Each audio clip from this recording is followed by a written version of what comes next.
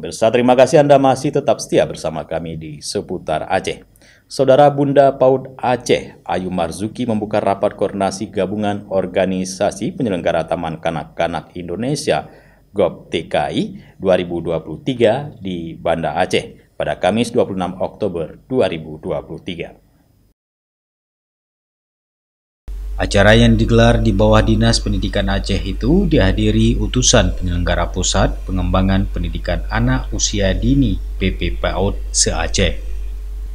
Dalam sambutannya, Ayu Marzuki menekankan pentingnya anak usia dini mendapatkan sentuhan dan stimulasi bermakna dalam pola asuh.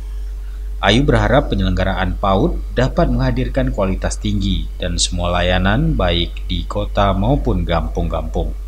Disampaikannya, penting untuk memastikan semua layanan PAUD dapat memberikan kesempatan anak untuk bermain bebas dan merdeka. Dalam kesempatan itu, Ayu juga menyinggung soal proses transisi PAUD ke SD sebagai program strategis pemerintah Aceh dapat terlaksana dan berjalan sesuai harapan. Dari Banda Aceh, Tim Liputan Aceh TV melaporkan.